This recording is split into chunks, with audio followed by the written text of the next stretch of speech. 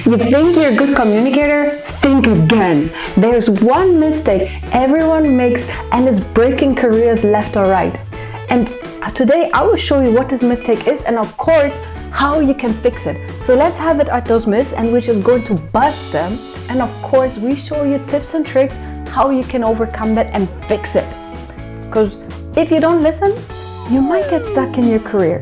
But if you stay tuned, you'll find ways to really something like this, fast track your career. So let's start with myth number 1. More words equal more respect. Here's the thing, rambling, talking for hours can kill credibility.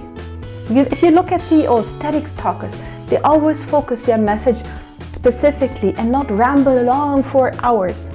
Or let me show you another picture. You're in a meeting and there's this one colleague in this meeting who just talks and talks and talks and talks and talks and talks and talks and talks and talks and talks and talks and talks, etc. for hours. So you're hoping, oh please, please, please don't talk. But then he raises his hand and starts talking. And already in your mind you're like, oh, this is going to take for hours. And while he's talking, he's explaining everything in depth here and there. And you're already thinking about, what am I going to have for dinner? I think there's another video of Simply Put coming up. I'm going to watch that. Oh, and I need to answer that email. Let me have a look at my emails quickly. And before you notice it, he's still talking and you're already completely in a different world. So make sure that rambling, talking too much, doesn't always give you credibility. Let's have a look at myth number 2. Big words impress people. Actually, not at all, because jargon can really alienate audiences. There are some buzzwords that really don't impress and they might be specific for a certain area target group, but not for everybody. And what will happen is when you talk and you show your buzzwords like supercalifragilisticexpialidocious, people might think, what does that mean? Where have I seen that? It's such a long word. I mean, who uses that word? And they start Googling what the word means. So really, too long words or too complicated words can really kill your credibility and don't really impress people, because now let's think about it. You use several different specific words, buzzwords that sound really intelligent in one sentence, and then your listener, his brain is already thinking about, okay, how this word, what this word, and then they already lose track because their brain is like, like a little machine. It's like, it's too much for me to process. So remember, sometimes jargons, using it too much can really alienate your audience. Let's have a look at myth number 3. Details show expertise. But here's the thing, if you overload your audience with too much detail, again, they might get lost on the path. They might not fully understand what you're talking about. So you talk, you think, yeah, I explained everything in detail. But at the beginning, at the end, maybe some people didn't listen. Again, they think about their dinner, the nice things they're going to do, etc. So, for example, when you want to talk about a report, and instead of saying the report is finished, you start saying, yes, I used that specific formula, and then we have this query inside, and then I use SQL, I used etc., etc. And already your listener, he doesn't care about this part. They just want to know if the report is finished. So what's the big deal? What is going to fix all of those 3 myths? The real skill is clarity. Clarity, because clarity is confidence. It shows leadership, and of course, it's something that can really fuel your career.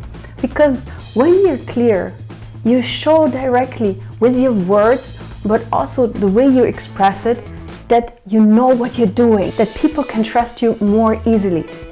Because when things are unclear, they just tend to ignore you. Let me give you a very simple example. Let's say you want to go to Rome. You ask 2 people. The first person tells you, yeah, to go to Rome, you need to go straight, turn left, and you're very soon there. Very easy.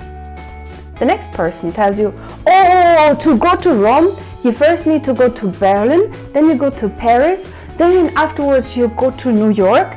After New York, you go to Tokyo, and from Tokyo, you go to LA, and then you go to Sydney. A few moments later. Yeah, I think then afterwards you're in Rome. So you see the difference.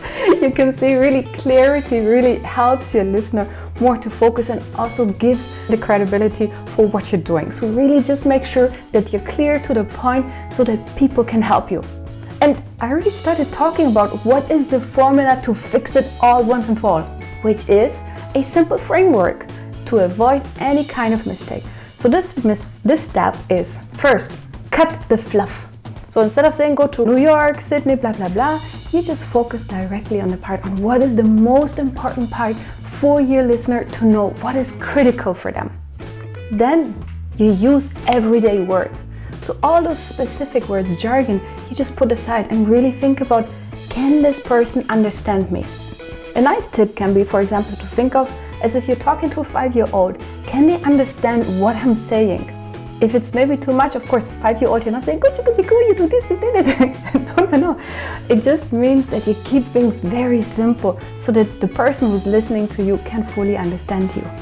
And the tip number 3 is to end with one clear takeaway, one point.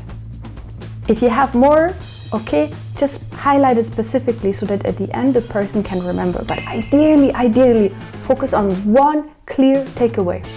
And one thing that always helps also is before you talk to the other person, be clear in your mind as well what you want the person to know and what is the most important thing for you. For example, the action they need to take or what they should know. Once this is clear in your mind, it will help you really to cut the fluff, to remove all kind of jargon and really focus on this one takeaway. And here's a bonus thing. When you shorten your message, you cut the fluff and focus on one clear takeaway, of course, you think you can also connect it to a story. Remember the guy who traveled to Rome, who went all of those different paths or just go straight? This is a story. So you can really think about what kind of story, what kind of metaphors can I use to explain what I need. So really think about using simple metaphors or stories behind the numbers that explain why this has happened and what's the really important takeaway. Then, let me summarize. What is the transformation? What happens after you implement all of this? Is suddenly you hear your boss say, "Your leadership material. I like how you simplify things for me so I can easier understand what is happening." Or your clients say to you, "Wow, you make things so easy for me. All those technical stuff for me was so complicated, but the way you explain me, it just all makes sense to me. Thank you."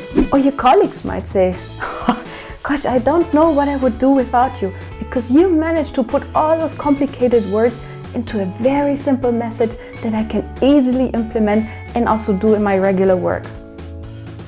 Doesn't that sound amazing?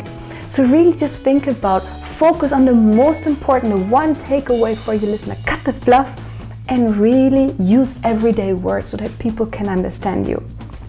Remember to use those tips. Try it out tomorrow so that you can really jumpstart your career, because if you don't, others might do so and there will be leapfrogs ahead of you. So start practicing even today, not tomorrow, start today.